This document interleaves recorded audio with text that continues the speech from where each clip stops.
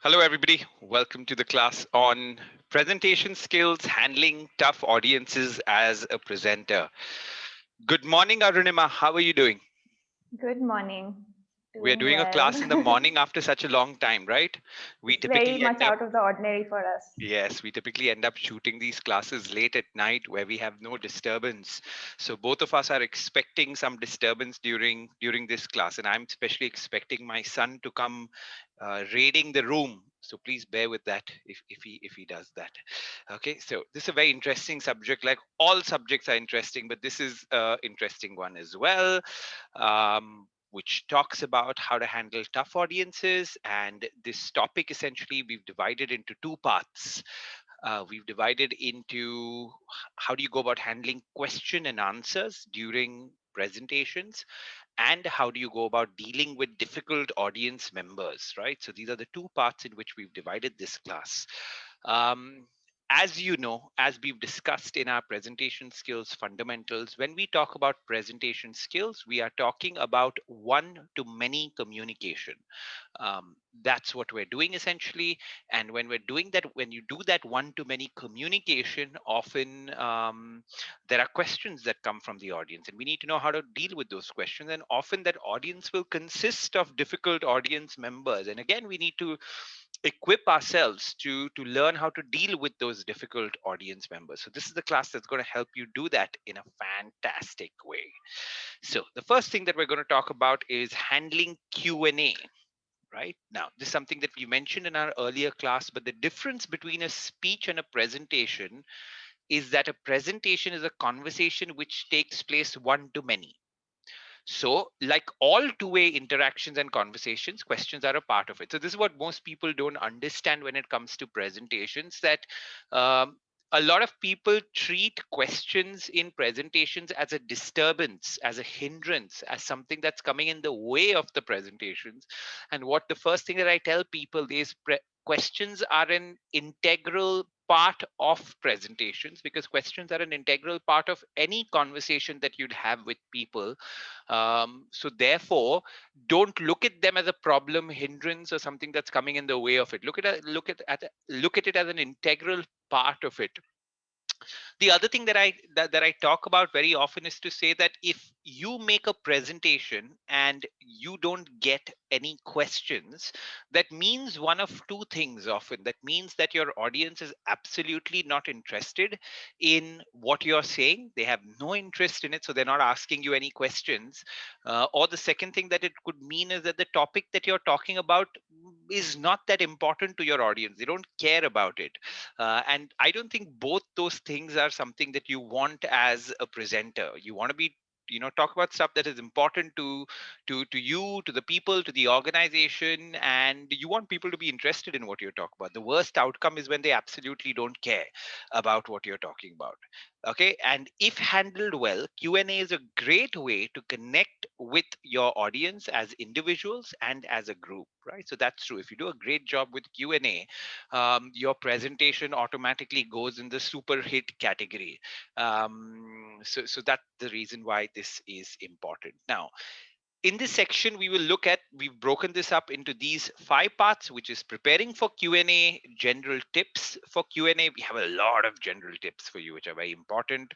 Types of questions and how to handle them. When you don't know the answer, what do you do in those situations? When to take a question offline, right? So these are the five broad parts in which we've divided this subject. So let's start with preparing for Q&A.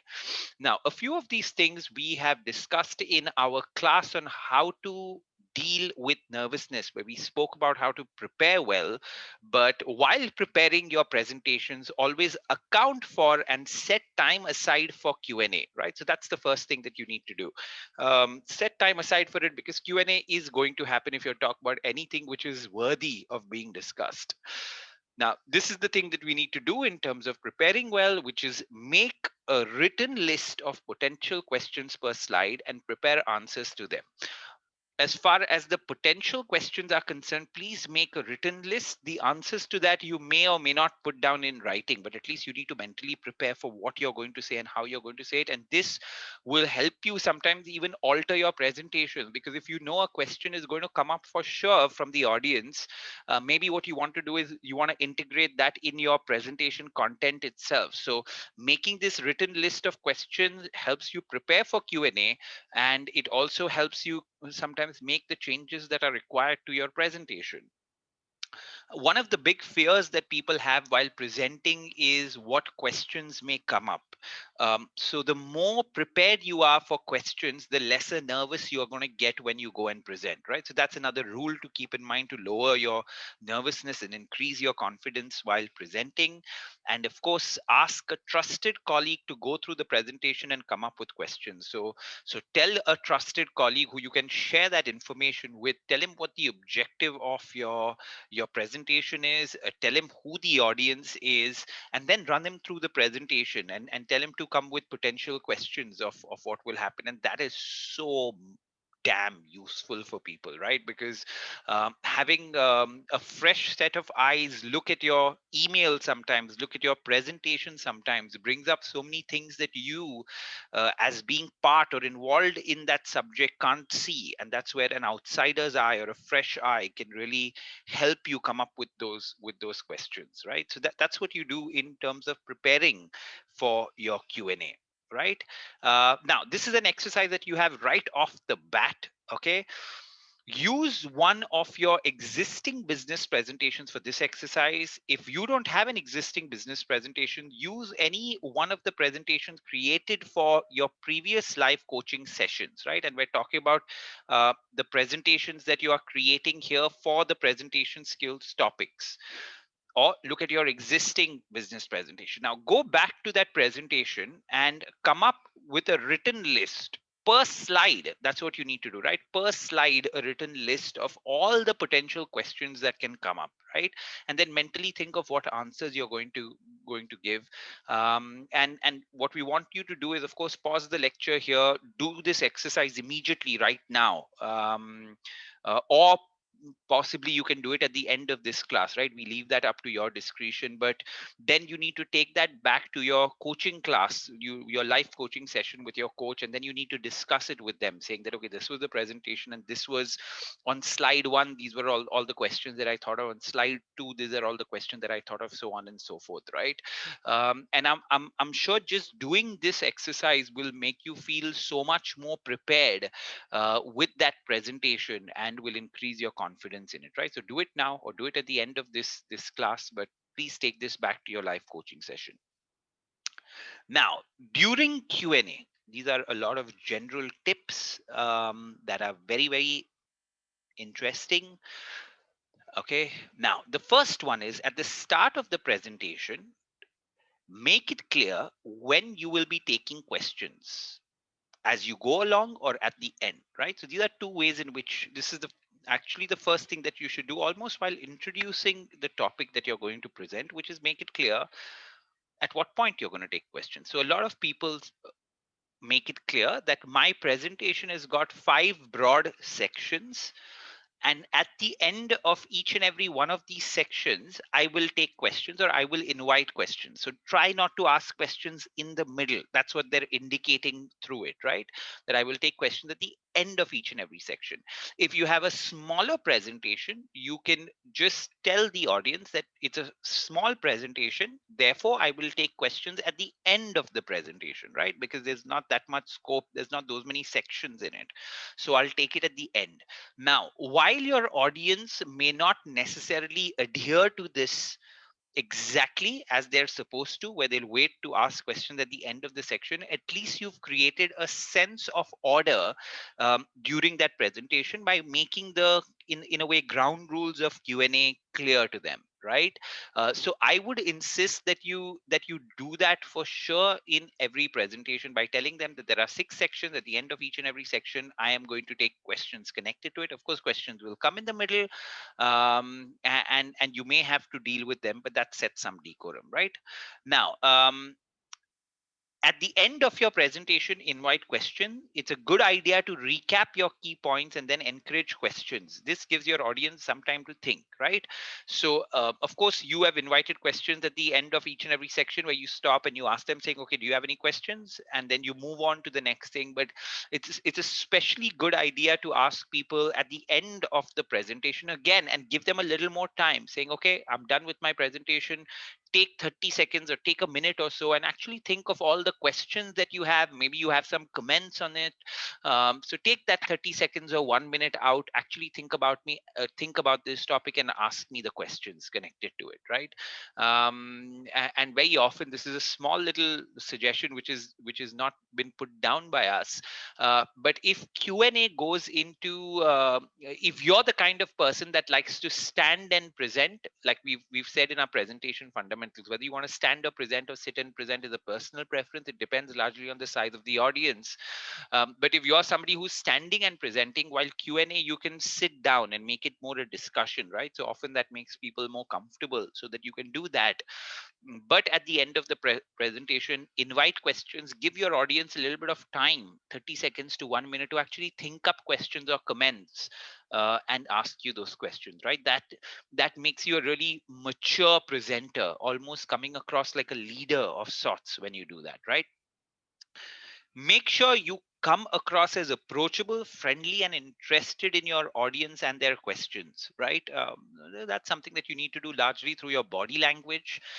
Ensure that you listen to the question completely. And we'll have some more tips on that. But yeah, through your body language, ensure that you're not making the questioner really seem like an idiot, right? So if somebody asks a question, you just make a face like that, saying, right? If you do that to them, you're not really coming across as approachable, friendly. And especially say if you're presenting to your subordinates, your team members or juniors, and if you make that face when they ask a question, that's not really you coming across as approachable, friendly, while taking questions, right? And then people are not going to ask questions if they don't sense that comfort in you. So be very careful about your body language, and you want to be approachable, friendly, and interested, right? Now, if the audience doesn't ask anything, pose a question yourself and give the answer, right? Say, this is something people often ask me, and one of the most common questions I get asked here, right? So you'd have an audience, and we have later on different audience types, right? So they've been named and branded in almost a funny way. And sometimes you will have an audience, for a want of better words, which is just dead, right? It seems like they just don't care about anything, and therefore maybe they've not applied their mind to that subject that you're talking about. And that happens so often to us as trainers, facilitators, teachers, where you go into a certain class and they're just you explain something to them, as a trainer what questions they should ideally have in their brain. But they don't ask you any of those questions because maybe they're scared, maybe they're not interested. We don't know why they're behaving in that fashion. And then very often a good thing to do is kind of bring up what the most common questions are there, right? Because in the end you want them to understand the topic that you're discussing, and in the end you want your objective to be met, right? That's what you are trying to do. So bring up those kind of questions proactively from your side, saying this is the common question people typically have during this section. What I've also seen happening because of that, if you proactively bring those questions up, then the audience also starts asking questions, right? Because it shows that you are genuinely interested in addressing the needs of the audience, the queries of the audience, the concerns of the audience. So when you proactively bring the question up, there's a good kind of camaraderie that starts happening between you and your audience, which really helps in kind of making it more interactive then. Okay, before we go to the next slide, the presenters, this is something that we've discussed in our previous classes, but the presenters that often truly understand the message of what they're trying to say and don't by heart their message, they truly understand it and they put it in their own words, they enjoy Q&A, right? Because then what happens is your presentation becomes almost like a conversation between you and your audience.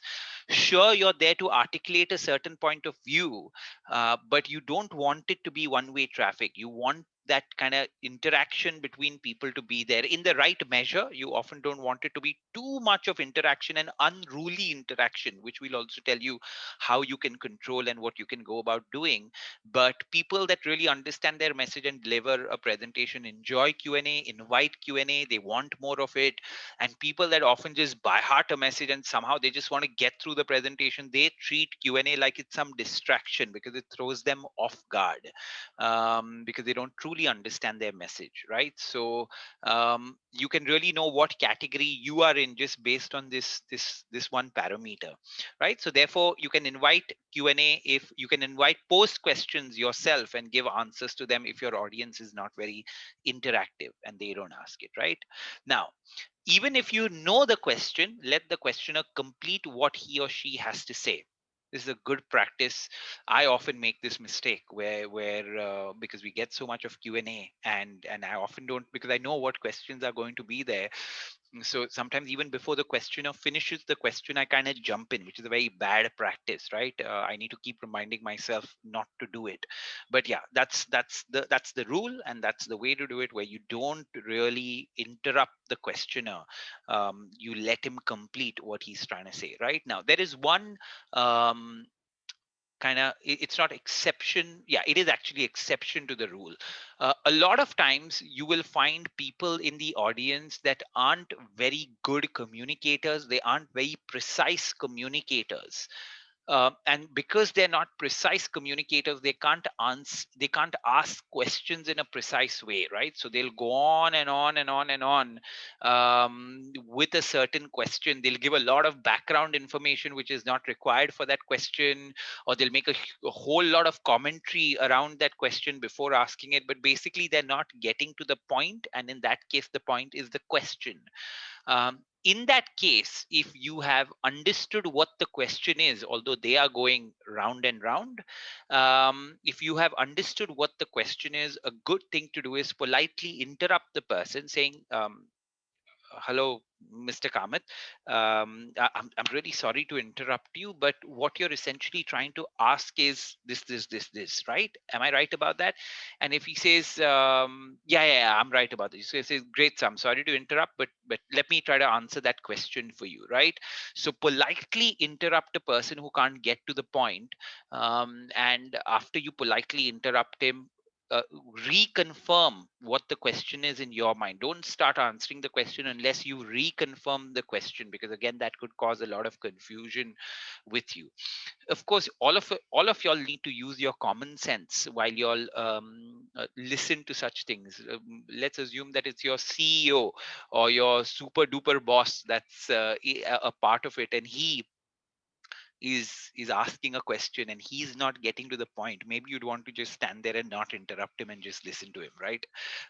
So you need to know where to draw the exceptions to that rule. If it's somebody really senior who may get offended by you kind of interrupting him, then don't do it. But in most other cases, if a questioner cannot ask a precise question, your job is to politely interrupt, reconfirm the question, and then start answering the question, right? That's what you can do. um, yeah. So, one of the things that you don't want to do at any point of time as a presenter is you don't want to antagonize your audience, right? You don't want to make any one of the audience members an enemy to you, right? You want them to be on the same side as you, and primarily you want to do that is because if you're going to be presenting to them, you are trying to influence them in some way. You are trying to meet some objective of yours, and if you want to meet some objective of yours, you know that making enemies in the audience, or rubbing people the wrong way in the audience, is often not going to help you meet that objective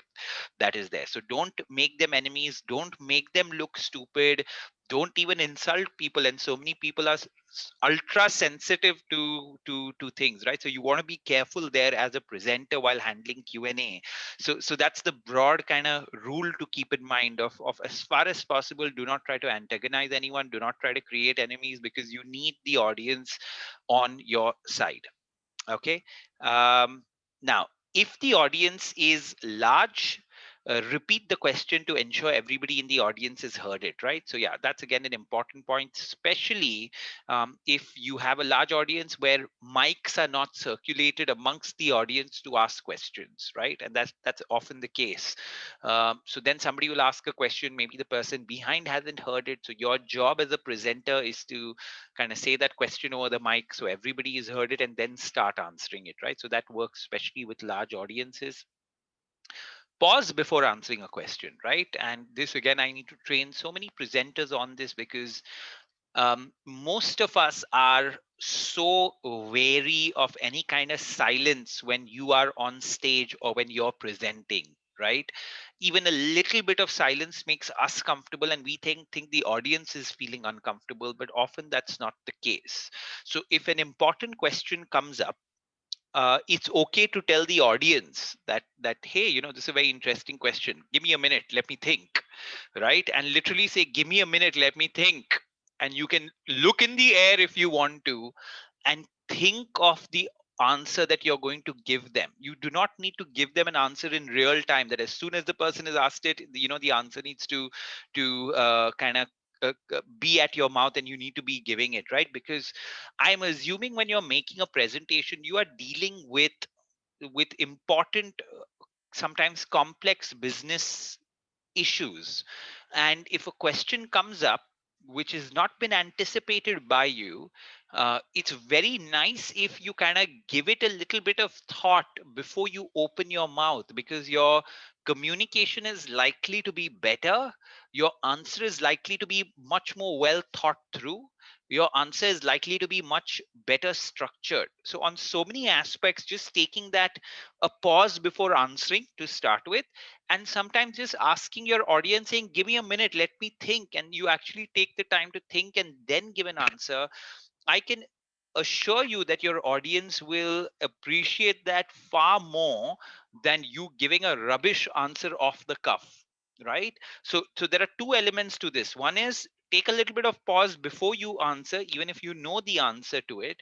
And number two, especially for unanticipated questions that you have no idea are going to come, it's okay to tell the audience that, give me 30 seconds, let me think about this before I give you an answer, and then think about it and then give them an answer. The audience is often very impressed by this approach as well, because they think that you're an intellectual, that you don't just give answers, you actually kind of think stuff through and talk. So it will help you not just frame your answer, but also come across as a bit of a kind of serious intellectual professional, right?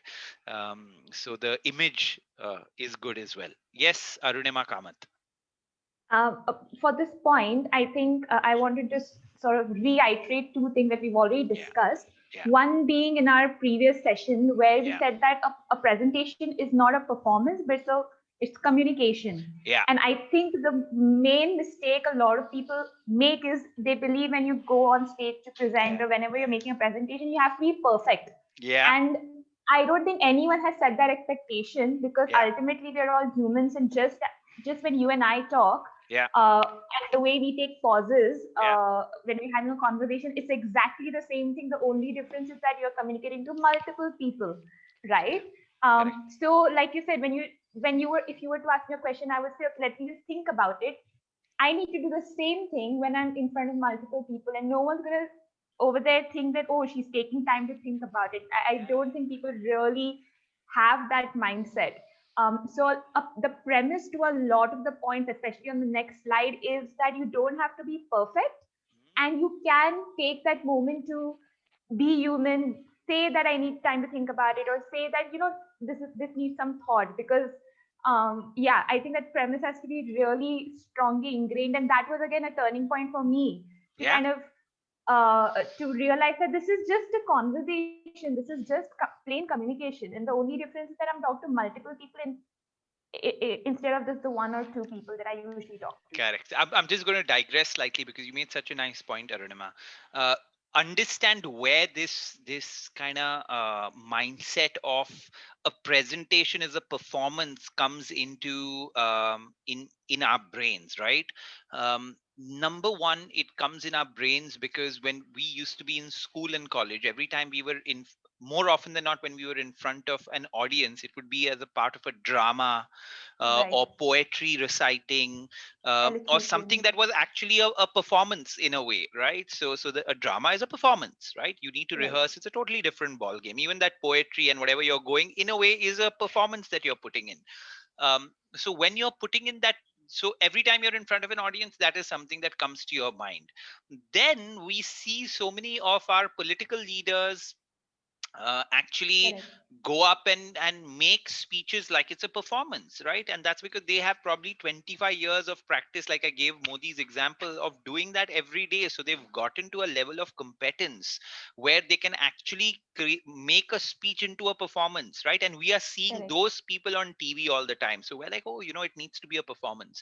Then very often within our organizations, we're seeing very senior stakeholders present that have again been doing it for a very, very, very long time and have become total pros at it. So it comes across as a performance. Correct. And then therefore we put unnecessary pressure on ourselves to make it a performance, right? The other thing which I have to mention is so much of the training that happens around this subject of presentations is rubbish, right? Because Hmm. most trainers, including myself 12 years back when I started, because I was new to this thing, and probably the knowledge that I have was book knowledge, right? I didn't have that much of practical knowledge of actually training hundreds and thousands of people on this subject. So maybe back then, even I thought that a presentation was a performance, right? Because it was book Correct. knowledge. And then the more over the last 10, 12 years, the more I stood in front of people, trained like thousands of people on this subject, I realized that we're thinking of it entirely wrong. No, this is just a one to many conversation, right? Correct. So all the rules of just having a conversation applies to this. The only thing that changes in a way is when you are presenting, the primary job of articulating a certain thought is on you, Hmm. right? Because in a conversation, sometimes the primary responsibility may not be on one person to articulate a thought. So Correct. while you're presenting, the primary responsibility of articulating a thought is on you. So that becomes the one big change that happens in a presentation. And of course, you need to talk with a lot more energy, with a lot more impact, because Correct. you're addressing many people. And if you're ever in a situation where you're a politician, where you're addressing 10,000 people, you need to put all the more energy into what you're doing versus just talking to 15 people, right? So that's Correct. really what changes. And for me, what I have seen, Arunima, in my years of training people is the minute people get out of a performance mindset and get into a conversation mindset, their presentations Right. become so much better, right, around it, because they're not thinking, oh, I need to get this line perfectly in like this. They're Correct. just like really talking to people and focusing on the subject, right? And we have that line which just came out when we were having this discussion, where we said, don't try to impress, try to express, right? Correct. So the minute your focus is on impressing, you are going to fail. The minute your focus is on just expressing your thought around the subject, and you Correct. really make that important, you'll be a good presenter. Absolutely. Yeah. Yeah, so the next point is address the audience while answering, not just the questioner, right? So if somebody asks the question to you, when you're making eye contact, right, ensure that you're kind of looking at the whole audience when you're answering the question. You may give the questioner a little more importance in terms of eye contact. You may look at him a little more, but don't be in a situation where you have 20 people, one person asks the question, you're just looking at that one person and giving the answer, right? That's when the other people in the audience will kind of disconnect from you. And if you remember in the fundamentals, we discussed that eye contact is a very important point in terms of connecting with your audience. So you may look at that person a little more, but ensure that you're looking at your entire audience as well. And at the end of your answer, a good practice always is to check with the questioner whether you have given an appropriate answer to that. And by appropriate, I mean, have you given an answer which is given him clarity on the subject that on which he had asked the question, right? That's a good practice to do. So you finish looking at everybody, you finish answering the question, then look back at the question and say, have I answered your question appropriately? Because the minute he says, yeah, yeah, yes, you have, he gets a sense of satisfaction, and that shows you as a presenter in very positive light, that you actually want him to understand. You're actually going back to him and checking with him whether he's understood what you're trying to say. And if he's not, it gives you a scope to re-explain it.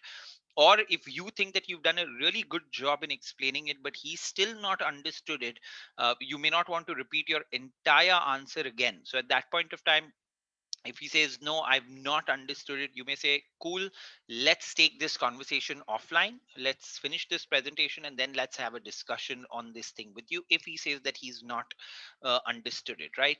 Very often, as a trainer, you find a few of these people that, in spite of giving an answer which you know as a trainer, which has been made very easy by you, very simple by you, the person for some reason has a different opinion, and he says, no, I don't understand what you're trying to say. And you know that he's not understanding because he just blocked his mind towards it, not because he can't comprehend what you're saying. Then a good thing to do, only in those situations, if you know that he's genuinely just blocking your mind, is you just look at the rest of the audience and you ask them, saying, okay, are the rest of you all clear on the answer to this question? And 9 out of 10 cases, all of them will nod your head, or nod their head, right? So that puts that person in a spot, saying that, you know what, you're just blocking your mind. And then you look at him again and you say, okay, no problem, let's discuss this offline, right? So it's clear that, listen, everybody's understood what I'm trying to say, you're the only person that's not, so that's okay, let's take that offline. So this is how you deal with the slight extra smart questioner, right? So that's how you deal with it.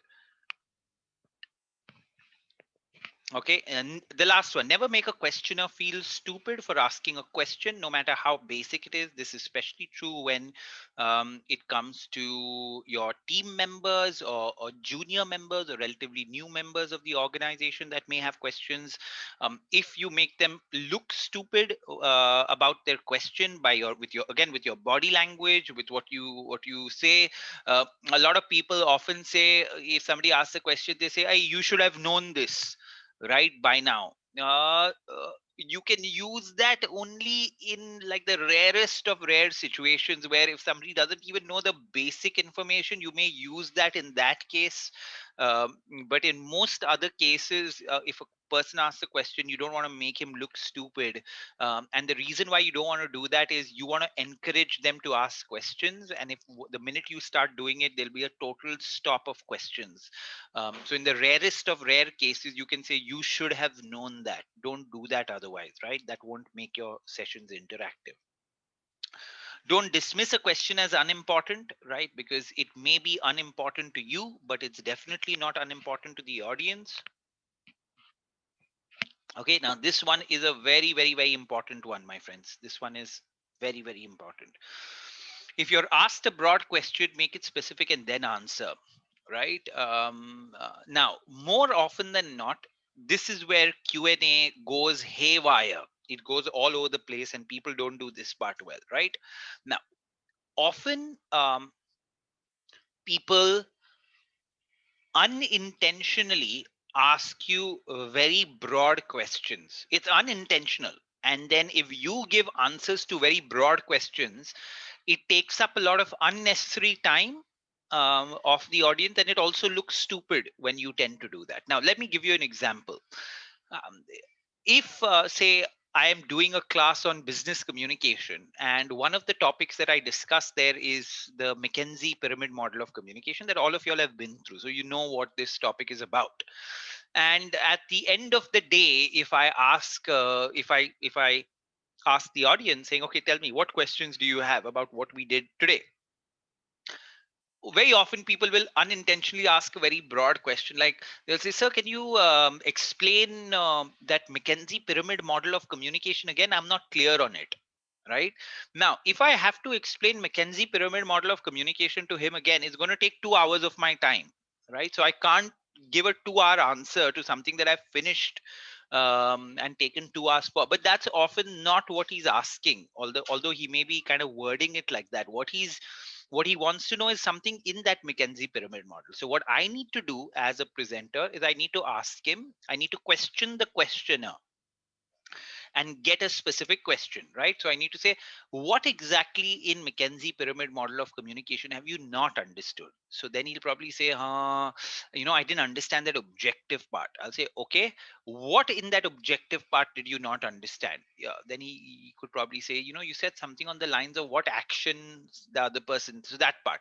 So see how I've drilled it down from a 2 hour answer, then probably to a half an hour answer, to then a 10-minute answer on that, right? And how do I drill it down? I drilled it down by doing nothing but just asking the questioner a question, right? As to what exactly in this, what you want, do you want to know? Then the next level, what exactly in that do you want to know, right? So really drill it down in that fashion. So then you get a really specific question, and then you can actually go about answering that specific question. Arunima, do you think I've made myself clear here? Yes. Because this is a very important thing, right, that I tell people. Okay, Correct. if you're not sure you understood the question correctly, reconfirm it in your own words. If you don't understand the question at all, be honest, right? If somebody asks a question, you're not clear on the question at all, you haven't understood, just tell him that I'm really sorry, but I haven't understood the question, right? Don't act like you've understood the question. That's going to cause confusion. If you're not sure what the question is, but you kind of understood it, then reconfirm the question before you've answered it. Say, okay, let me just reconfirm my understanding of your question. Say the entire thing and ask the person, is that right? Then the person will say, hey, yeah, it is right, right? So when he says that, then you can start answering the question. But the last thing that you want is you've not understood the question properly and you're trying to answer a question. When you tend to do that, you will look more stupid than the questioner, right? And that's why if you don't understand, say you don't understand. If you're not sure, reconfirm the question before answering it, right? Now, if a person asks something on slide 3 which is being addressed on slide 10, tell them that you will answer it when you reach that slide, right? So as far as possible, do not answer questions prematurely if you know it's coming up on a slide later. You just want to tell them, let's get to that slide and your question will get addressed. That's what you want to do. Of course, the exceptions to all these rules are when a super senior client or your CEO or somebody really senior asks you on the third slide something which is there on the 10th slide, then please go about answering it on the third slide itself, right? Because maybe he's busy, maybe he needs to leave the room, maybe you are not to the point and you're sharing stuff that is not relevant, and he'll just ask you the relevant questions, get the information that he needs, and then he wants to pack up and go.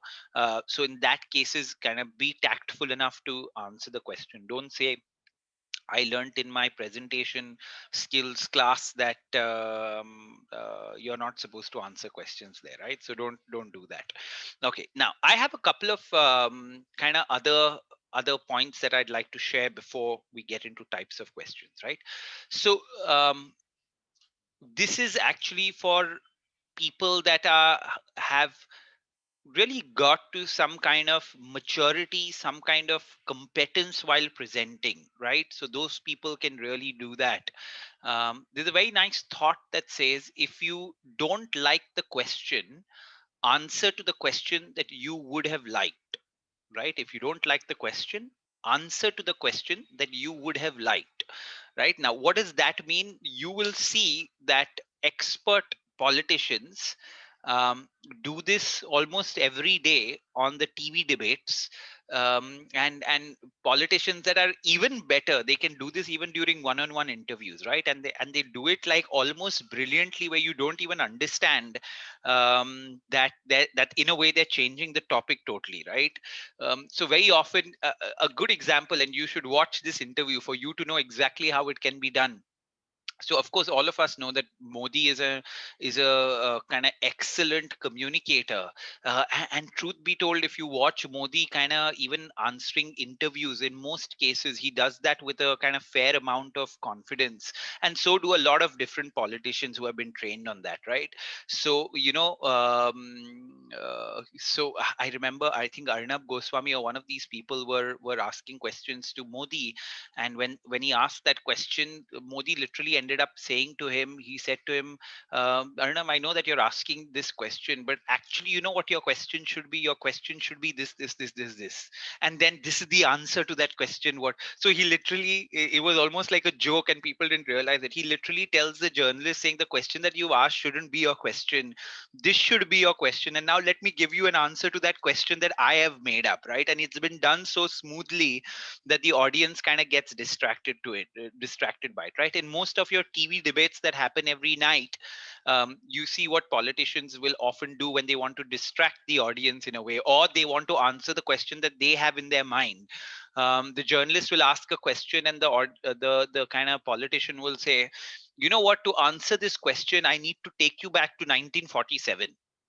Right now nobody's asked him what happened in 1947, but he wants to make some other point. He doesn't want to answer that question, so he in a way takes that audience back to wherever he wants to take the audience back while answering the question. Right now, a lot of times, if you're a pro presenter, you can end up doing that, right? And the way you can go is, somebody asks you a question, you could just say that, before I answer this question of yours, I need to give you a little bit of background. And then in that, whatever background, you can reiterate whatever points you want to make to meet your objective with the presenter, right? So you can say, I need to take you to this particular background before I answer this. So you spend 80% of your time on that background that you need to reiterate, and probably 20% of the time on that question. But this is something where you need to be a real pro while doing it. So if you don't like the question, answer to the question that you would have liked, right? And that's a good way in which you can deal with it. Yes, Arunima. I'm going to be the black hat here, Yes, yes. because I came across this point when I was doing some research, and in fact, that I think that speaker or Yeah, presenter advised against doing this, because it yeah. may be frustrating for the audience that I've asked you a question, but you're giving me some other answer. Correct. So how do you then handle that if You're absolutely right. So that's why I prefaced this entire topic by saying that you need to have a certain amount of competence. mm-hmm, Yeah, and you need to have a certain amount of confidence, competence, experience in mm-hmm, making presentations and dealing with audiences for you to do this in a way which is seamless, and do this in a mm-hmm, way where the audience doesn't really think that, oh, he didn't answer my question. Because I can assure you, every night on TV debates, very often audiences and even the journalists don't understand that the person is kind of taken them for a small ride, and correct, not really answered their question, but gone to the side and kind of made the point that they wanted to make. So I wouldn't mm-hmm, advise somebody who doesn't have a lot of experience and confidence and competence in presentation skills to take this route. But I would definitely advise somebody that is a pro at doing it to kind of do this, right? I can got it, assure you that as a trainer, and because we do so much of this public speaking and presenting, we do this all the time, right? We mm-hmm, do this literally all the time, where somebody will ask us a question which is not that important to the topic, right? And it's in a way irrelevant, but we will kind of rephrase his question in a way that makes it mm-hmm, relevant to him and the audience. And we'll correct, say, okay, is this what you wanted to say? And then he says, yeah, this is what I wanted to say, right? And he just nods his head, because maybe he couldn't articulate the question well enough, and then he wants correct, to just say yes, and then he says yes to that, and then you make a larger point to him and the audience that is important to him, correct. right? So yeah, this is a pro tip in a way. Okay. Yeah, cool. Now, types of questions. Okay, this is very interesting, and how to deal with these types of questions, right? So number one, you have something which is called a forced question. And the question type is where somebody says, what is more important to you, integrity or profits, right? So this is a classic question where somebody is trying to put you in a soup, because both things are important, right? Both integrity and profits are important. So the strategy is, don't allow yourself to be restricted by an either or choice. You can point out that both profits and integrity are important. So Arunima, again, this is one of those classic cases where, if you see this question, you have the audience really trying to put you in a box and saying, this is my question, try to answer this question. Correct.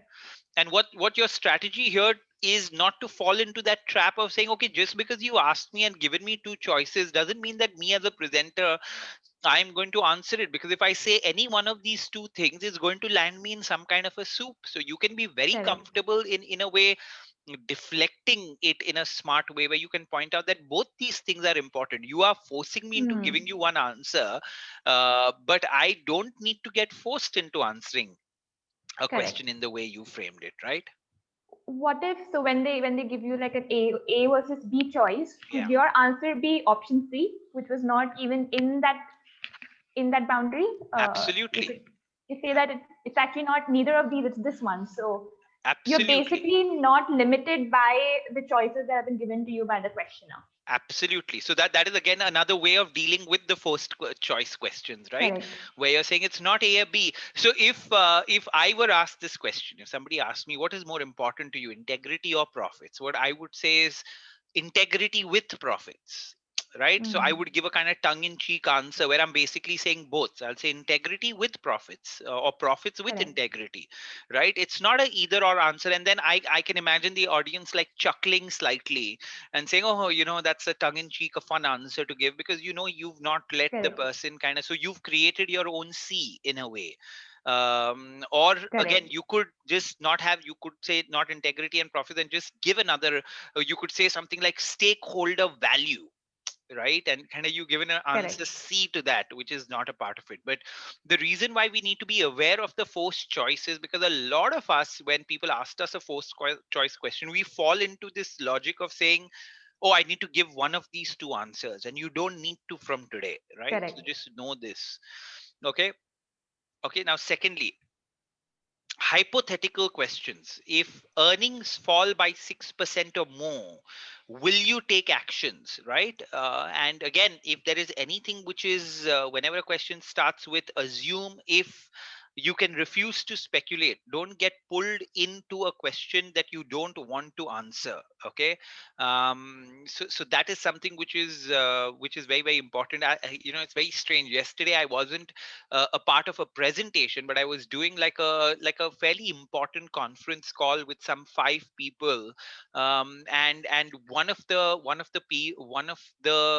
members of that conference call was somebody from the legal team. He was a lawyer, and I tried so much to do this with him, because I wanted some understanding of okay, if we do this with this certain party, then what would they do after that. So I tried to kind of again and again create situations where I was asking him, saying that okay, if this happens, then, and he kept kind of bringing me back to saying that, listen, I can't speculate. If you say if this happens, what will happen, because it's too early. So he very politely kind of didn't get pulled into me trying to create this if, and assume that this happens. He's like, no, I can't assume right now.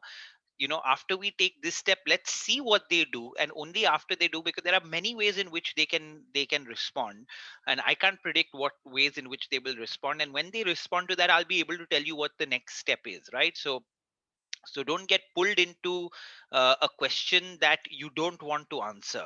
Okay. Now, empty chair. This is kind of a third type of question. This covers literally each and every one of the types that you will see. Can you tell us what will be done at the top level to address this crisis? Now, the strategy, it's best not to speak on behalf of anyone else unless you are a spokesperson. When asked to comment on another executive's plan, it's safer to make it clear that you are speaking from your own vantage point, right? So this is again very important. Unless you are supposed to, in a way, represent your department and you are the person giving the answers on behalf of your department. But if you're not that person who's supposed to give answers on behalf of the department, and when are you supposed to give answers on behalf of the department? If you're, say, the departmental head, or in very large organizations, if somebody is an official spokesperson and the spokesperson itself is supposed to address all these things, or you're a kind of departmental head. But if you're not, it's just best never to try to answer questions on somebody else's behalf, and again, and a lot of people will try to drag you into it, right? Sometimes your clients may try to drag you into this, where you will say, okay, tell us what will be done from the top level of your company to address this issue. And again, you may be in no position to give them what the top level can do, but you can always then bring that very tactfully, bring the answer back to saying, so I'm not aware of what the top level of my company will do, but what I will do in this particular issue is this, right? So you can bring it back to what you will do, which is under your control, which you can do, and mention that, right? So never get into this thing where you're answering questions on somebody else's behalf. You can get into a lot of trouble in that situation, right? Now, the fourth one is leading questions. Since layoffs are inevitable, when will you be making the announcement? Okay, now here look at, since somebody is actually leading you into saying that layoffs are inevitable, and you need to be very careful when people do that. Okay, so when the preface is false, recast the question. If you are asking me whether or not layoffs are inevitable, the answer is no, right? So you're really getting to that point. Or you can say, in a certain situation where you can say that, okay, I don't know anything about the layoffs which are going to take place. I have no knowledge of whether they're going to happen or not going to happen. So I can't make any comment on it. If you genuinely don't have the knowledge, but don't let somebody drag you into it just by asking you a leading question, right? You know what are leading questions? The leading question is basically in a way, a direction or an opinion disguised as a question, right? That's what a leading question is. The classic leading question is where somebody says khana acha laga na, or the food was good, no? So when somebody says that, you don't have a choice but to say yes, because they're leading you into giving the answer that you want, right? Where you say, oh, my home looks nice, no? So the minute somebody puts it that way, you know what answer they want, and you tend to give an answer according to that. So that's what a leading question is. So here, when somebody is asking you this kind of a leading question, you want to be very careful not to get dragged into it, especially when you're when you're making an important presentation, right? Because that could get you into trouble. Now, types of questions. Emotionally charged question, like when somebody says, frankly, this plan sounds like another one of your crazy schemes, right? Refrain from taking the bait. The best way to handle the question is to laugh it off. Say something like, I hope it's not too crazy. A sense of humor works well in diffusing the situation, right? Now, let me just share a couple of things here. Now, um, the way I go about answering this question for people when they ask me something here is, I say, know the difference between an opinion versus a question, right? Opinion versus a question. Now, what is a question more often than not? A question is where a person is saying, oh, I don't know this, or I don't understand this. Please explain it to me. Okay. So that is what a question is. An opinion is something like this, right? Where a person is saying that, oh, no, but I don't agree with what you're trying to say, right? Or, oh, I have a different point of view. Oh, this thing is not going to work, right? So he's not really asking a question per se, he's sharing his opinion. Now, when somebody is sharing their opinion, you need to, that's why while taking Q&A or doing Q&A, you need to be a very good listener, right? And you can't get too rattled by what people are saying. So again, as a trainer, this happens to you all the time, where somebody will say, no, but I have a different point of view on it, right? And then they'll share what they have to share on it, and it's not a question, they're just sharing their point of view. And my response to it shouldn't be to try to argue with them on it, right? Because that's what they're, in a way, that's what the questioner is looking for. They're looking for an argument when it comes to this point, and I shouldn't be giving into that. Because if an argument starts, I will look silly, the presenter will look silly, not the person questioning him. So my response to that needs to be that, okay, you know, I understand that this is my opinion on this issue based on all the research I have done. You are free to have a different opinion on this same issue, and there is no problem with that. So don't get into a mindset where you need to win the argument with that person, right? That's a very bad way of looking at it, saying no, no, I have to win this argument, because you're not going to look very good. So know the difference between an opinion and a question. If it's an opinion, you can, if somebody puts that opinion forward, you can just say, based on my research and based on what you read, this is what I feel about this issue. And I'm sure you're free to have a kind of different opinion on this same issue that we have, right? And just kind of carry on with it. Now that's one way to do it. There's another way to do it, of course. Now this tip that I'm going to share with you, you need to be again a bit of a presentation pro. So you need to have a certain amount of confidence, experience in doing presentations for you to handle this next step. Now, if you know that a person sharing his opinion is sharing an absolutely ridiculous opinion on that issue, and you have probably 15 people in the room and this is just one person, so you have probably 14 other people that are kind of looking at him strangely, saying that what the hell is he talking about, kind of a thing, right? So you know that the bulk of the audience there is going to be on your side, the presenter's side. So a very smart thing to do there is there you just kind of throw the question open to the audience, where he shares that opinion. You say, okay, based on my study, this is the kind of position or opinion that I have come up with. But I'd also like to get the audience's involvement in it and see what the other people think. So, yeah, guys, what do you all think? And just throw it open to the kind of audience. And there's always one kind of Bhagat Singh in that audience that will take up the war against that person. He'll say, no, and he'll kind of argue on your behalf with that person, and then there'll be another person who will raise his point of view, and then there'll be a lot of discussion within the audience, and then your job is to be like a mature citizen and just observe them doing that discussion, look at one point of view, another point of view. By then the person who's making a has a ridiculous opinion on something realizes that basically the entire audience is not on his side, and they in a way agree with the presenter. And then your job is to say, wait, hang on, you know what, this is a great discussion, I'm happy that we feel so passionately about this issue, but let's take this discussion offline.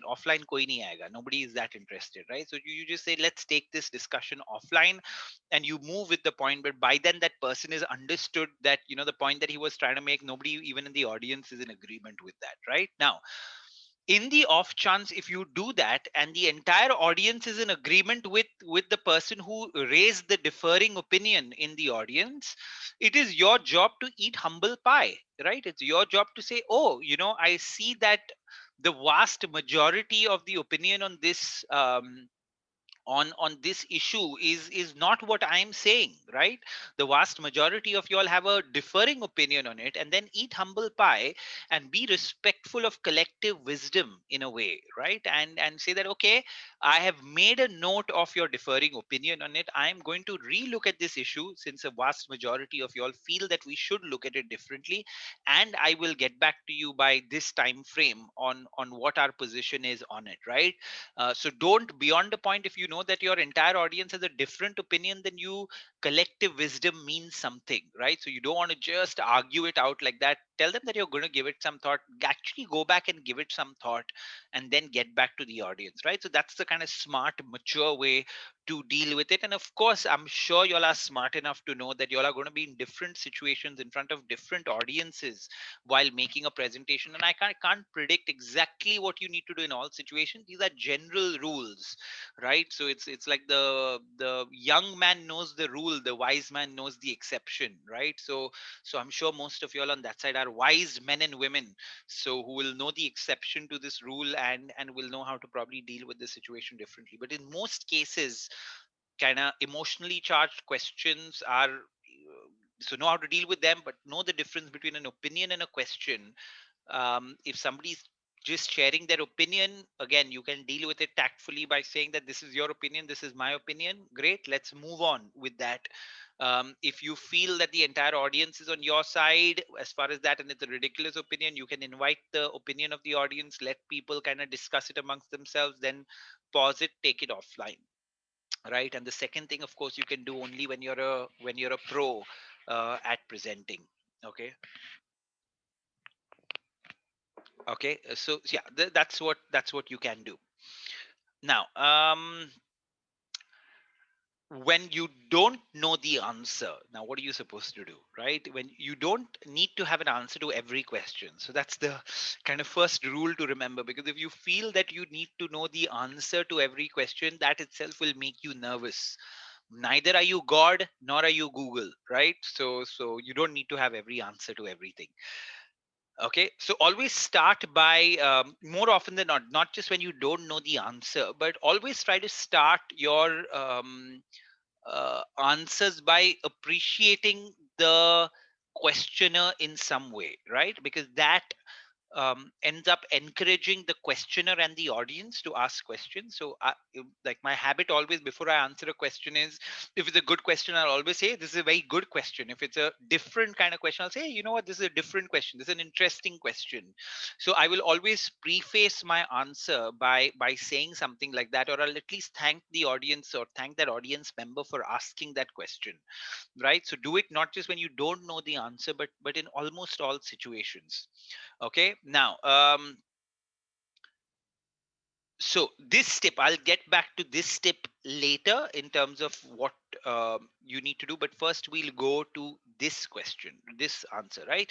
So if somebody asks a question and if you don't know what the answer is, accept to the audience that you don't know what the answer is, right? So you say, "Hey, this is a great question. I don't know what the answer to this question is, and I will get back to you by tomorrow 12 o'clock with an answer to this question that you have."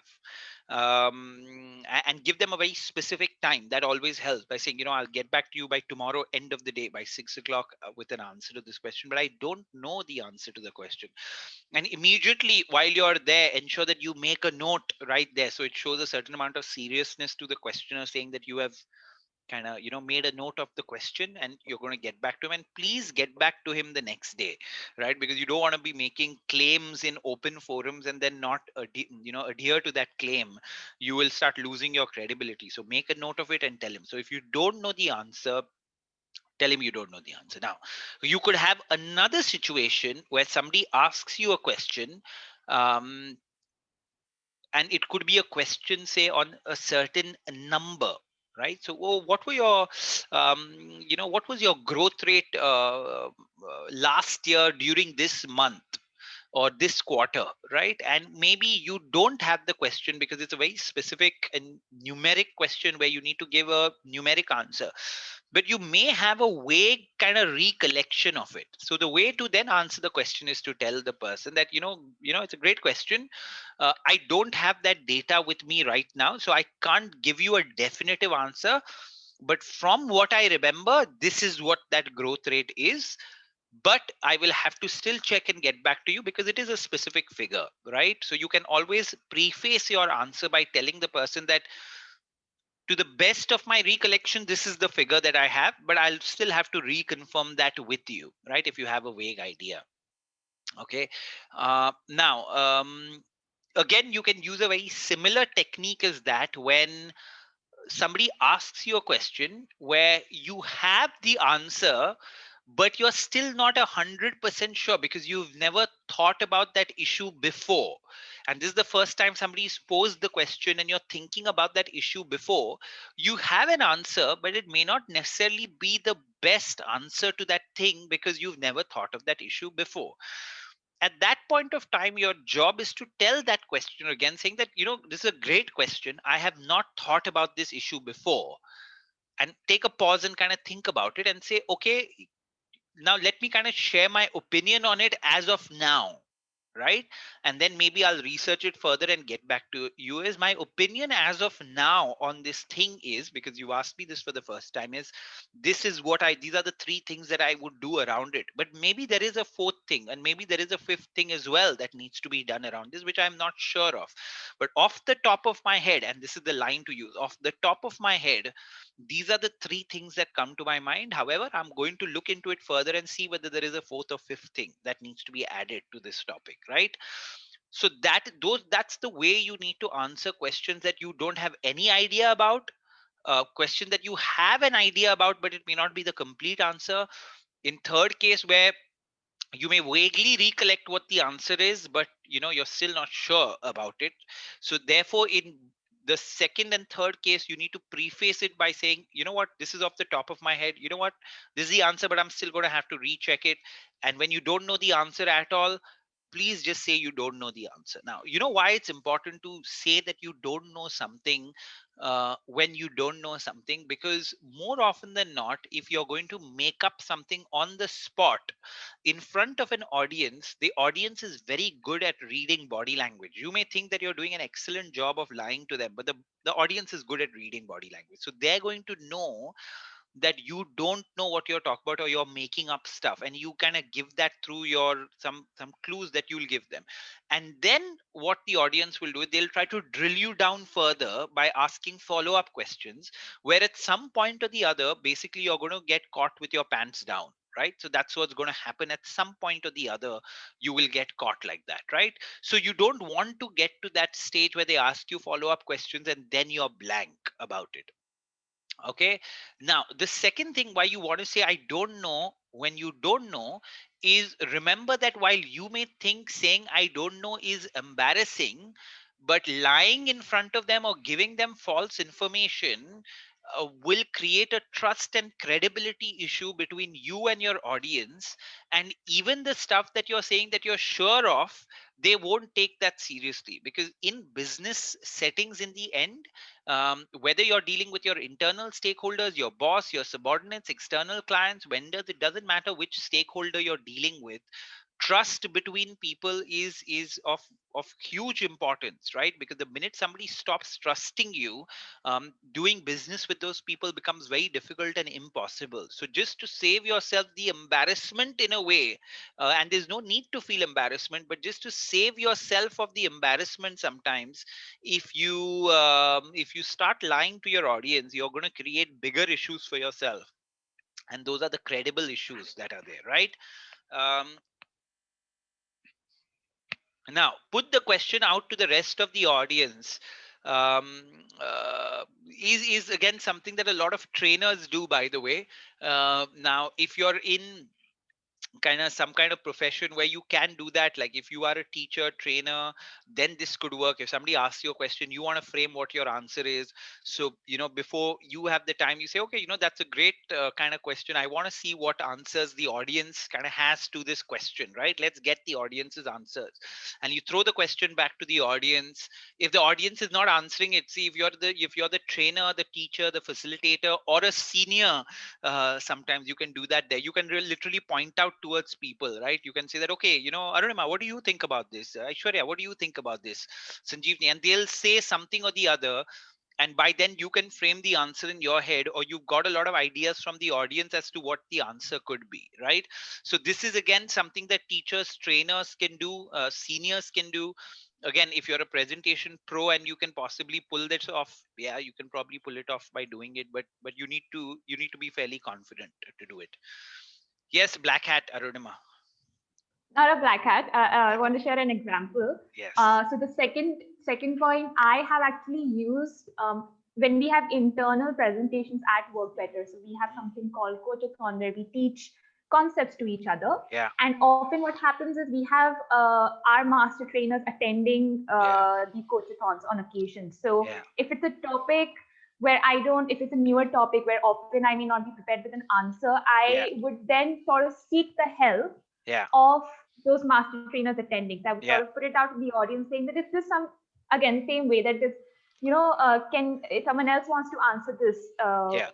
not necessarily for me, but there's someone else want to answer this. And Yeah. there again, in a situation where I don't know the answer, sometimes they end up giving the answer for me. So Yeah. again, I'm not too sure how much this would work in a corporate kind of setup, but perhaps if you know that there's someone who can answer that question instead of you, Yeah. it may or may not work. Again, thought No, I'd share that. it does work a lot. I've seen this working a Yeah, lot yeah. in all. You don't just need to be in a teaching training scenario for this to work.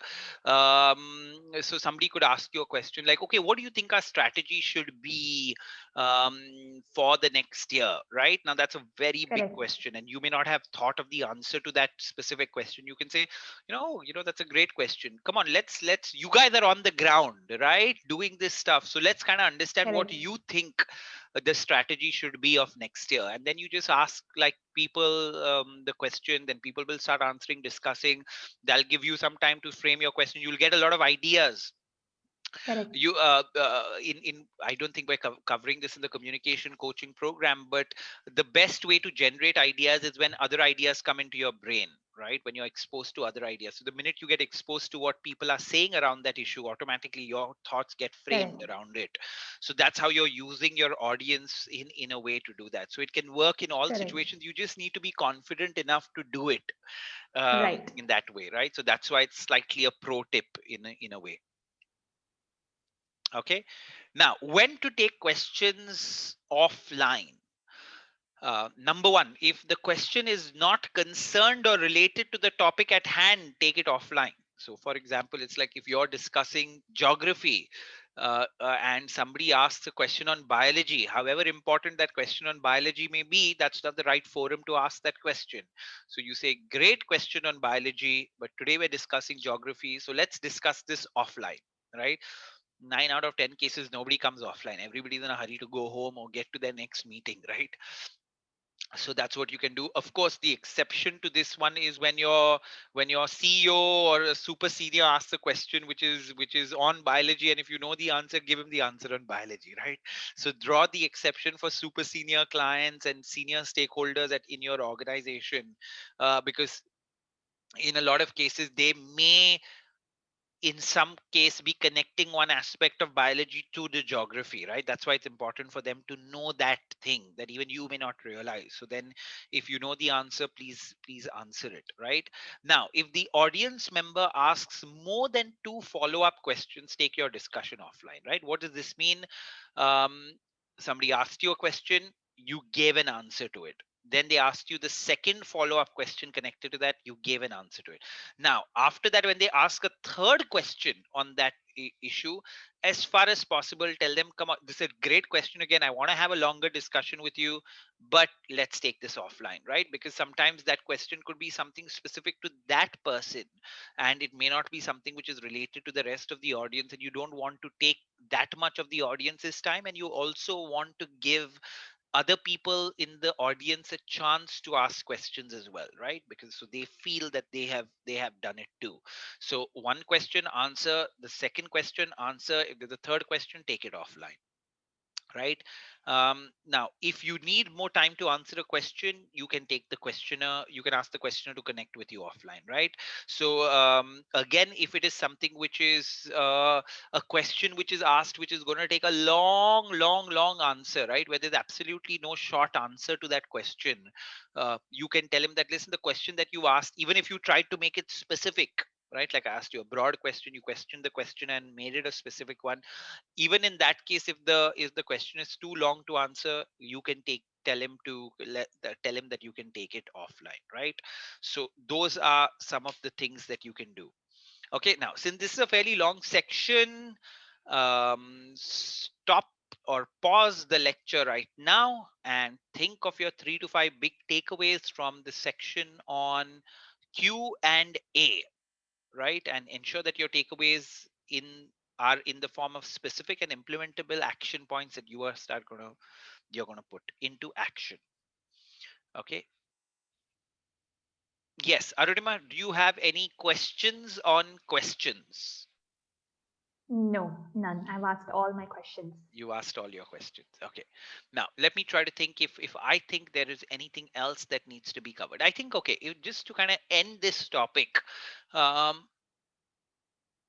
my first advice to people, if you want to do Q&A well, is to know that you don't need to. My first advice is, of course, be prepared for Q&A, and we've told you how to be prepared. My second major piece of advice to people is to say, you don't need to know all the questions to all the answers. You're not God or Google, right? So be comfortable not knowing answers. Be comfortable telling people that you need to get back to them later, because in most cases it's very easy to ask questions, right? Because you can ask just about anything. My third big advice to people will be, of course, this is around nervousness, because the minute you get extremely nervous, you look at all questions being like arrows or darts that are thrown at you, right? Because you're very nervous, and then every question becomes that bullet, dart, or arrow somebody's throwing at you. And don't look at it that way. Q&A is an integral part of presenting. That's why we have almost like half a class on it, and take it in that spirit that it is going to come, and you need to then kind of answer it to the best of your ability, right? So don't look at it as arrows, darts, or bullets. It is an integral part of what you're doing. Okay. Now, dealing with difficult audience members, right? So they're really tricky members. Let's look at what you need to do. So first, establish ground rules right at the start. Setting ground rules lets the audience know that you are in charge. You will have to set yourself up as the leader, and as a result, they will be less likely to challenge you. So you can set ground rules around cell phone use, audience participation, breaks. Now, a lot of how assertively you can go about setting these ground rules will depend on who the audience is, will depend on the culture of your organization, right? Because a lot of organizations have a culture where even very junior people can go about setting ground rules like this for the audience and tell them that, you know what, this is this few rules that we need to follow during the session. And a lot of the senior people in the room also will take those rules very seriously. Now, I cannot predict who your audience is going to be, neither can I predict your organization culture. So this is a call you are going to have to take. But a few things that I would suggest, that you put it up on a slide and put it up right at the start of your presentation. And again, it's important because then you're not pointing your gun in a way at somebody specific in the audience. You're just making these rules clear to one and all. And some of the rules, I think the most important rule today is around cell phone etiquette, if you ask me, right? That is the single most important rule. So request people to put their cell phones on silent, not on vibrator. So that's the number one thing that you need to tell them. And number two thing to tell them is, no attending calls while the presentation is on. If you need to attend any call, please go outside, attend the call, and come back in, right? I think these are the two most important rules: cell phones on silent, and if you need to attend a call, go outside and do it.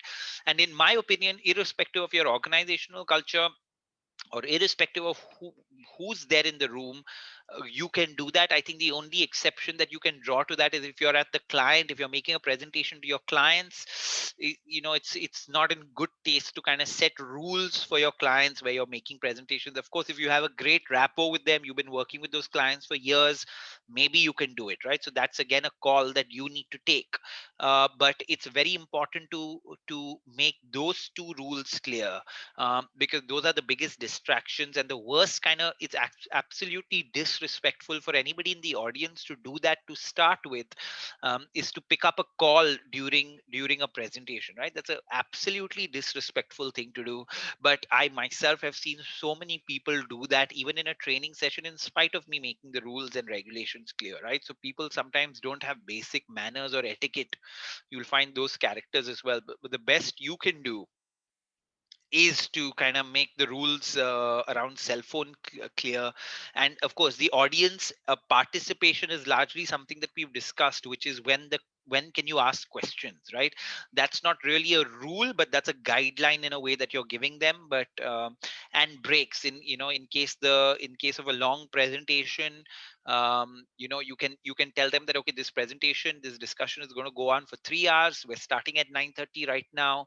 So, at the halfway mark, at 11 o'clock, we're going to have a break. It's going to be a 15-minute break from 11 to 11:15, and then we continue from 11:15 to that, right? So if a long presentation slash discussion is happening, that's how you can kind of make the rules clear there as well. And then as far as possible, try to stick to those timelines that are there, right? Because otherwise, again, it's a mess. When you let people out of the room, then they don't come back on time, then you don't know when to start your presentation. It becomes a big mess again if you don't set those ground rules, right? So that's the first thing to keep in mind. But in my opinion, cell phone etiquette is number one. Now, ignore the late arrivals. Don't let them throw you off during your presentation. Don't draw attention to them. So, this thing is especially true when you're dealing with your team members, when you're dealing with your peers, even when you're dealing with your subordinates for that matter, right? Because if you're going to be making a presentation, you're in the middle of it, you have a certain flow going, everybody's focusing on the subject that you're talking about, then somebody comes in late. So you don't want to kind of divert the attention of the audience and your attention towards that person, right? And sometimes it's very tempting to do that, especially if the team member junior. It's very very tempting to kind of distract the audience and distract yourself from it, because it's irritating if everybody's been given a time and then people are not appearing on that time. So as far as possible, try to ignore them, because it'll throw the audience and you off guard. Now, it could be a rare situation in which, for example, the time is 10 o'clock, you're expecting 10 people to come in, only two of them have showed up at that time, and they're your team members, and a lot of them are very very late. So then you may want to address the disciplinary issue first of people coming late, and then start your presentation, right? That's what you may want to do. So just in the second situation where there's a genuine disciplinary issue, you may want to kind of get that over with and then start your presentation. But as far as possible, if one of people are late in an audience of 10, or even two are late, you just want to kind of ignore it and not give it too much attention. Right? Now, handling side conversations.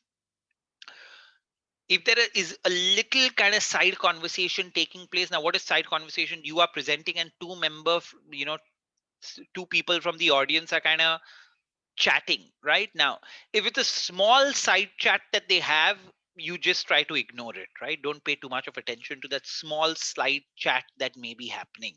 All right? Because if you're going to make a long presentation, often people are going to be kind of sometimes making a comment or chatting with each other.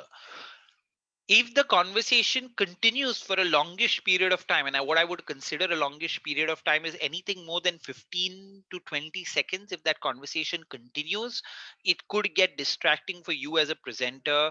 So just stop your presentation, maintain silence until they finish, and you can just look in their direction and just stop.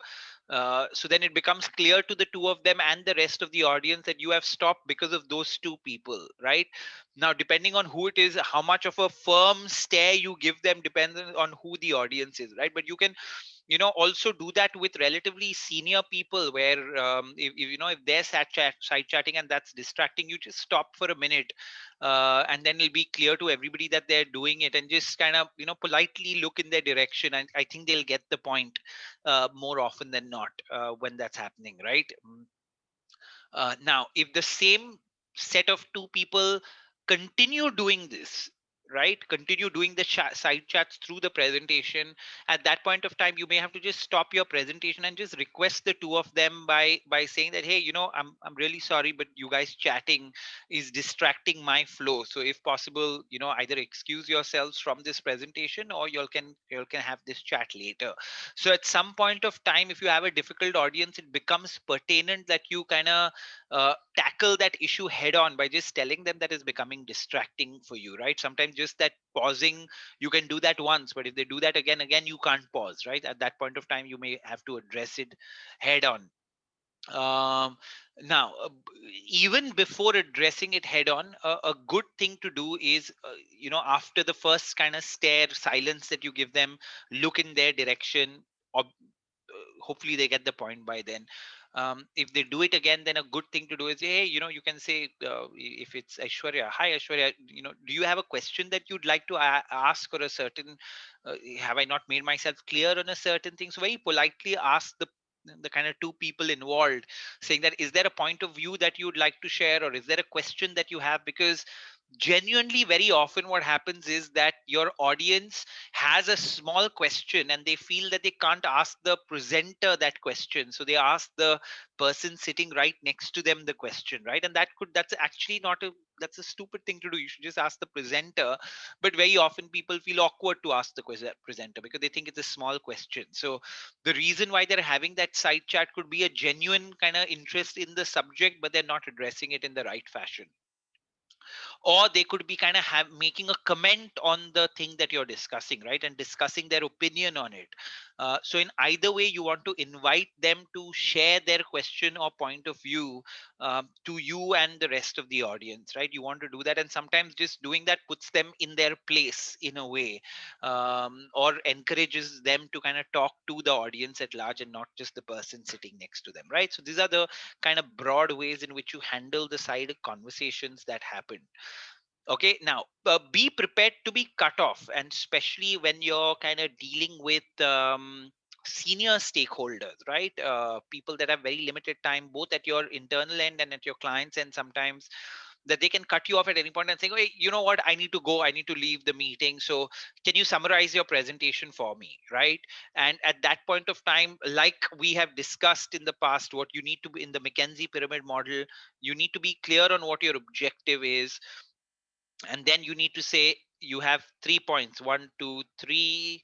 Okay, so if somebody says, okay, you know what, I don't have time, can you tell me the summary? So you can say, so the summary of this thing is, I genuinely believe that we need to move our factory from location A to location B. So that is my point of view after studying it, and the three reasons why we should do it is this and this, right?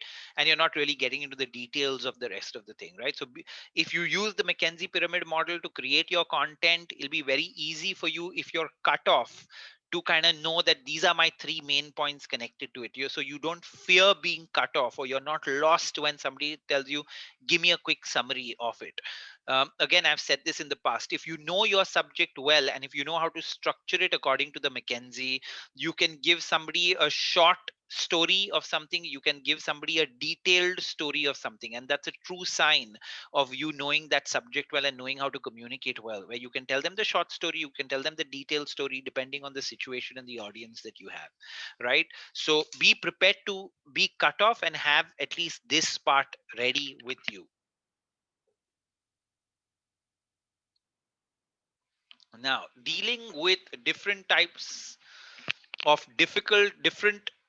I think we've got this wrong, right, of audience members, dealing with different difficult audience members basically. While giving presentation talks trainings, you might come across the following types of audience: the clown, the sniper, the snowman, the black crowd, and the unwanted panelist, right? So this is a tongue-in-cheek way of kind of categorizing your different kind of audiences, right? So I found this very interesting. Now, number one is the clown in the audience. The clown, who are they? The clowns are chatty and often offer lively comments and questions to entertain rather than to support the speaker, right? So they are your the jokers in the lot in a way. Now, how to handle a clown audience type? Use their energy skillfully, get them involved in your talk, asking questions, giving them plenty of eye contact, but keep them in check by asking very specific questions and cutting short any irrelevant comments. Use a light positive touch. Keep a good atmosphere in your room. Avoid being too serious with them. Laugh with their jokes. Allow the audience to enjoy it, and then pull back the focus on onto your topic, right? Now, so you know this character. If you've been part of the corporate world, if you've been a part of presentations, even as the audience, the guy basically that wants to say something funny during the presentation, or the guy that wants to add his two humorous bits and stand out during that presentation in some way, right? That's what he's trying to do. And he's not necessarily bad in your context. And why is he not necessarily bad in your context? Because during any presentation, if there's a little bit of laughing, a little bit of humor, it always helps, right? Because otherwise topics can get very heavy, and you don't want that happening, right? So that little bit of humor, a little bit of it helps. But when that goes overboard, it can take away from the seriousness of your issue. It can distract the audience. One clown, in a way, one rotten apple can rotten the rest of them. Then everybody will start kind of joking about it, and the seriousness around your topic can go, right. um, So a lot of times with this kind of character, if this character goes overboard, which means that literally after every point that you're making, this person is adding a humorous comment or adding a humorous question or whatever it is, the first couple of times you can just laugh along, play along, right? Because it's creating. But if you feel that that is becoming a hindrance, um, it's very important for you to kind of put that in place right there. And the way to do that is this last point, right? Focus on the purpose. If you need them to be more calm or serious, get them on track gently by mentioning the purpose of your talk and saying how you'd like the audience to behave, right? And again, as a trainer, we face this all the time, where you'll have characters like this, asking questions which are kind of slight tongue in cheek, asking questions that are humorous. And then my way of typically doing it, I say, hey guys, you know what, like, I enjoy a laugh as much as you guys enjoy a laugh, right? And this gentleman here is really funny, but the topic, we have limited time, and the topic that we're discussing is an important topic. So I request you to, let's just keep our focus on the topic, and let's continue from this point onwards, right? So this is, and then in like literally 100% of the times, that person or people have not continued that behavior, right? Because they're not used to somebody as a presenter being so assertive with them. And assertive means you're being polite with them, and yet you're being firm with them, where you say, I like a laugh as much as anybody else, but we have limited time and I want us to be focused on this very important topic that we're discussing, right? So let's keep the jokes for after the session, where we'll sit down and we'll have a great time around it, right? This works like magic to deal with the clown or the clown like people. Okay, now the sniper. Sounds very serious. The sniper. The snipers are often waiting for an opportunity to criticize or show their expertise. Their arms may be folded or their eyes may be rolled. They often start out with a hostile or cynical attitude towards you or your topic. Right now, we have already in a way discussed how to deal with the sniper, right? The sniper is the guy that has his expert opinion. It's not really a question. He has his expert opinion, criticism, different point of view, because he wants to look smart there. In Hindi, this is called, he has his vishesh tippani on everything and everything. It doesn't matter what the subject is, right? And that's his way of getting importance in a way. So again, don't get too nervous or too scared. We've been discussing this with you all along, right? That you need to ensure that your confidence, we've given an entire class on how to prepare and be more confident. Don't take it personally, and like we mentioned, resist the temptation to try to win the argument. Provide reasonable and tangible evidence to support your your point, and leave it at that. That's exactly what we discussed. Know the difference between a question and an opinion. Say, this is your opinion, this is my opinion on this topic, this is why this is my opinion, and let's carry on with this thing, right? Because the more you try to win the argument, the more stupid you will look in front of the audience, right? Now, the snowman. Hey, you'll face a lot of this as well. The snowmen are often socially anxious and will avoid participating in workshops or interactive parts of the speeches. Right? We spoke about these characters.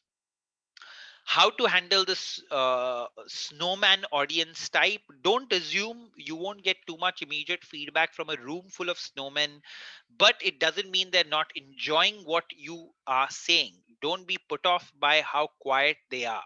I think we discussed it in an earlier class of mine, where I told you, saying that don't expect anything from the audience.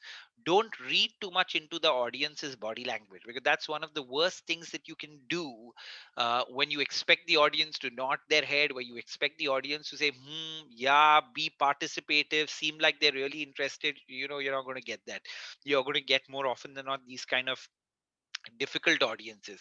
But just because the audience doesn't interact, just because they are kind of, they don't participate, doesn't mean that they're not kind of enjoying, liking, agreeing, appreciating your presentation, right? So don't jump to the conclusions based on their body language while dealing with it, right? Be welcoming. Try to warm them up by welcoming them into the room, smiling, creating a positive atmosphere, and starting gently with any interactivity. Okay. So the one thing that you need to do when you're dealing with snowmen is, really, when one person asks a question from the audience, appreciate that in a big way. And what I tend to tend to do in most of my training programs, and you can do this in training or even in a non-training situation where um, I say that, listen, questions are very important for you to understand this thing, so please ask questions. Now if nobody from the audience is asking a question and then the first person raises his hand and asks a question, I say, okay, you know what, before I answer this question, let's give this gentleman a big round of applause for asking a question. So everybody claps for him, and then they feel, oh, this is nice, I'm getting clapped for asking a question. Immediately the second, third person asks a question. So these people that are socially anxious and nervous, even in the as a part of the audience, they start becoming more participative, right? Because you've created that positive atmosphere by encouraging questions, encouraging comments from them, right? Now, ask them for insights. Snowmen are often the most reflective members of the audience because of their detachment from the group. They can offer useful insight into your topic if you directly ask them for their opinion, right? So that's the other thing. Especially as a trainer, you can do that a lot, but even the other people, non-training situations, you can do that. Where if your audience is not participating and they're just quiet, say after you're done with a certain section, you can say, okay, so do you have any questions, any comments or opinions that you have, and nobody's asking, but somebody in that audience could have a really good comment on it that often supports your case of what you're trying to say. You can just point out towards that person and say, hi Sanjeevni, so what do you think, what are your comments on what you're discussing? And very often they could just say, yeah, no, I'm in total agreement with what you're saying, and that will encourage you and move you closer towards your objective for that presentation, right? So that's another good thing to do with when they're not talking, encouraging their comments and questions. And if their questions are in line, if their opinion is in line with what you're saying, and they say, this is good, that is often moving you closer towards your objective, right? So you'll actually pick on audience members and ask them their opinions, especially if they're snowmen. Now, the black cloud is characterized by their negative body language, such as frowning, poor eye contact, folded arms, or slumped shoulders. They hold a resigned, can't do attitude around your subject matter, perhaps thinking that it's tricky, boring, or irrelevant, or thinking that they've seen it all before, right? Now, I have seen in my experience a lot of people from the senior management often have this kind of body language, right? Where they have a poker face, often a frown on their face, they're not making good eye contact with you, they're often on busy on their phones. So often people from that senior management are demonstrating all disrespectful behavior, which is not good at all, if you ask me, right? It's bad etiquette that they're showing, it's bad manners that they're showing in the way, but well, that's how it is. I've seen a lot of them. Now very often these senior managers, when they're trying to feel important by doing this in some way, right? And a lot of these senior managers often are doing this on purpose, um, to create some pressure on their team members, right? To see whether they can handle that pressure. If it's at your client's end, a lot of time the clients will have poker faces or negative body language because they probably don't want to show you that much of excitement around what you're saying, because then they're probably worried that you'll charge them too much money in your quotation, so on and so forth, right? So even if they really like what they're doing, they're acting out a negative body language so that they can negotiate with you better later on something, right? Because they give in, then you'll know that they want it, and then the way you negotiate will be different. So often this is done uh, unconsciously, and often this happens very consciously where audiences do it, right? um, so how to handle the black cloud audience types? Try to find new and fresh ways to engage them in your material, get them involved. Exactly like I mentioned, right? You can ask a question to them directly if they're not going to speak. Show extra enthusiasm towards your subject so they feel your energy and get carried along. Sometimes it helps to recognize that the subject may be difficult for them and offer reassurance that you can change that for them, right? In my opinion, besides the 2 points that have been mentioned here, what you should be doing is largely, you don't get too distracted by these people, don't get too disheartened by these people, don't get too nervous by these people. As a matter of fact, use the principle of expect nothing from your audience when you're walking into into the session. If you expect nothing from them, you will deal with them well, because you are going to find such characters which are there in your audience. The way I deal with these people beyond a point in my sessions is, if I have 15 people and 2 or 3 people are like this, I stop making eye contact with them, right? And the minute I stop making eye contact with them, in a way they get the point that I've stopped making eye contact with them. In a way, I'm ignoring them, and then they start paying a lot more attention to what I'm saying and what's happening, right? So it often has that opposite effect, where initially I make eye contact, they're displaying all this body language, then I ignore them, I look at the people that are genuinely interested in it, then these people also start paying attention, right? So that's my kind of way of doing it. And the blackout, but mostly don't let them throw you off guard. Be mentally prepared that the black clouds are going to be there, because the black clouds are the most difficult to deal with, if you ask me, right, of all the people. Now, the last one is the unwanted panelist. Who are they? This is the expert in the room who hasn't been asked to present. The unwanted panelist tries to add to your knowledge by trying to teach the audience from his or own experience, right? So you have these characters as well, that literally every point they would want to add something that they think is missing out, because they want to be the presenter in some way, but they want to be the presenter from the audience. Okay, now how to handle the unwanted panelist? Set clear expectations of how you want your audience to behave right at the start. We've discussed this. And you can also say, let's come to this room with an open mind and leave whatever outside knowledge and experience we have outside the door. This depends on what you're discussing, right? You don't want them to always leave their knowledge and experience out of it, because there are certain topics that people may have to look at from totally fresh eyes, because you could be taking a very different direction than what has been previously done. And at that point of time, you want people to leave their previous biases and prejudices outside and come into the room with like an open mind towards it. So that's when you can say something like this. And of course, let's agree to give everyone an equal chance to talk in the room. Nobody should hog the floor that much. If the unwanted panelist continues to add his comments and is causing frustration in your audience, calmly and firmly remind him that you are the speaker in the room, and that if he has more to add, we can discuss it later, right? But this, of course, has to be done assertively, which is you need to be firm yet very, very polite, because you don't want to insult this person. So yeah, that's the thing that you need to keep in mind in most cases, right? You can't, whether it's the clown that you're talking about or the unwanted panelist, in the end, if they're distracting the audience by going into, in his case, in the clown's case, humor, in this case a lot of added commentary that may not be required, it's very important for you to kind of make it clear to them, saying that, hey, I really appreciate your enthusiasm towards this topic, I really appreciate it, but we have very limited time, because more often than not during presentations you have a time slot. We have very, very limited time, so I will invite you to add on your comments by at the end of the presentation, right?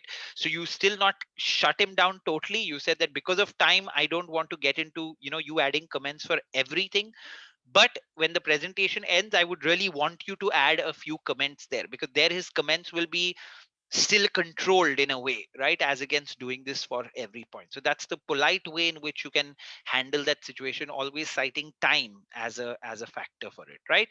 Cool. So with that, where we've come to an end to the topic of how to handle tough audiences, we've covered a lot of ground here today, and a lot of very specific tips that we've given you on what to do. You know your job here. Takeaways from this entire session. What are your top 5 takeaways? In the live coaching sessions, you will be expected to explain your takeaways and summarize the content of this lecture. That's what you're supposed to do. Any doubts that you have will be cleared off by the coaching communication coach. Yes, Arunima Kamat, would you like to add anything here? No, just a reminder that they will be again expected to prepare 2 presentations and come to the class, which Yeah. again is included in the learning content as the mini project. Yes. So all our presentation classes, while you will be telling us your takeaways, while there could be like one exercise here, even in this case, there is one exercise where you're supposed to prepare questions so that your attention goes to the questions. But the primary job during all our presentation related classes is for us to give you time to present more and more, because like we discussed, the only way you get good at presenting or articulating your views is by doing it more and more and more. You're never going to get better by avoiding it. Okay, so be prepared with your existing two presentations that you may want to present to the coach, or by making the two presentations that Arunima will give you in the learning resources. Okay, thank you very much, ladies and gentlemen. I hope you enjoyed this session on handling tough audiences. Being equipped to handle tough audiences will make you more confident while while dealing with your overall presentations, right? That is going to really help you out. So I hope you go through this lecture once, go through the learning resources that are there, and really imbibe a lot of these things in your way of presenting, and that's something that is going to help you a lot in the end. Okay, thank you very much, guys. I'll see you soon.